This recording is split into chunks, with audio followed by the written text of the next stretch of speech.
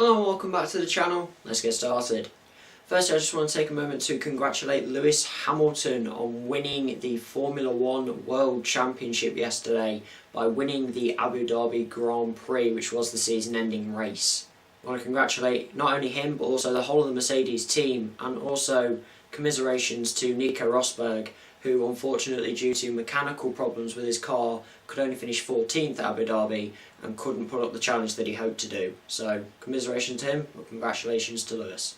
I also want to take a moment to throw out a note for the England women's team, who got to play their first game at the new Wembley Stadium in front of a crowd of 45,000 people as they took on the Germany women yesterday. Now unfortunately England lost 3-0 to the Germans, but 45,000 is almost as many as went to the England men's game when they took on Norway. So it's a big step in women's football. So congratulations to everyone involved in women's football, and it's a great step for them.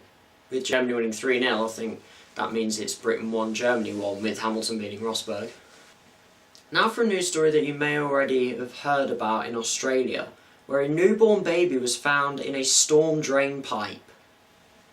Now this actually didn't happen in anywhere normal, like America or anything like that. It actually happened in Australia, and the baby was only found because cyclists who were cycling along that path heard a baby crying, and it's expected that the baby had actually been in there for around 6 days, because it's 7 days old around now, and it was expected by the investigators on this that the baby was in there from the day after it was born. Now, the newborn baby is in hospital in a serious condition, and a 30-year-old woman has been found guilty of attempted murder. So she's in big trouble, although apparently she hasn't turned up to court at all. She was supposed to arrive in court today, but has not. So they have set a new hearing for Friday, but whether she turns up for that, we don't know. One of the cyclists who was actually part of the group that found the baby actually brought in a really nice touch, and it brought in a nice touch to end a really sad story really, because her and her father went to the hospital to give some baby clothes to the baby and the hospital to try and keep it warm, which is a very nice touch. And they did this because they felt that it didn't have a family, which is really sad as well, but nice touch. Well done, people of Australia who aren't throwing babies in drains. Next, an Englishman has won the Scrabble World Championships. Move over, Hamilton, we've got a new hero. Okay, in all seriousness, that's actually really impressive, because you've got to know a lot of words, and there are around 100 other competitors from 25 different nations. So you've got to know words from other countries as well, and different languages, because they all counted too. The man in question is 33-year-old Craig Beavers from the Teesside area, which, in more general geographic terms, is Middlesbrough, in the north of England. He won a best-of-5 final 3-1 against American Chris Lipe to become only the second Englishman to ever win the Scrabble World Championships. Now, to talk about the event actually lasts for 4 days, and it was held at the Excel Centre in London.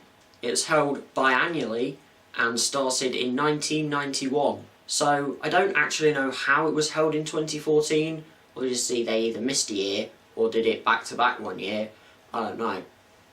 But I just want to say a big well done to Craig, and also to everyone else who competed, because that is actually quite impressive. It's not a sporting achievement really, but it's a very good sort of knowledge-based game, so you've got to know a lot of words for that. Best thing about it was that Craig Beavers actually did a maths course, and he didn't enjoy it and just started playing Scrabble instead. You should have done English, mate.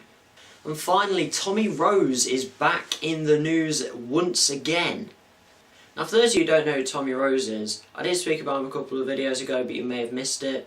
Then I'll tell you who he is. Tommy is a 15-year-old schoolboy who made £14,000 from selling sweets to other classmates. His high school then threatened him with suspension for running a black market and going against their healthy eating policy. Now he is back in the news because he has decided to stop selling things in his school because he doesn't want suspension. You know, he wants to go to university, so suspension would look really bad. But instead, he has very smartly gone into the online business world. Now, the first very smart thing he's done is that he has signed a Lucozade bottle and put it on eBay. Of course now, because he is such a big name from all the news stories, everybody wants it apparently, and the highest bid currently, with 1 day left on the auction, is £100,000. Now, he's said that he's only actually going to sign 2 Lucozade bottles and sell them on eBay, which means that there is one more to come. And this is another very smart move, because the less of them there are, the more money they're going to go for. And as I mentioned before, all the money that he raises from this is all going towards his fund for a university course in business, which I see no problem. If he's going to use it for that, then great for him. I have to say, that kid is amazingly intelligent and he is a very good businessman, so good on him. That's it for another episode on the channel. Just a little update about this. I've been doing videos for a good 3 weeks now, and I'm going to start doing them just on a weekday basis. So, going to not do videos on Saturday and Sunday, but hopefully there'll be a video up from Monday to Friday. Again, as normal, hit that like button if you enjoyed. Hit the share button as well, that's something that's underrated. Hit the share button, get some videos out there if you like them, other people might like them as well. That subscribe button's always there, and as always, thanks for watching.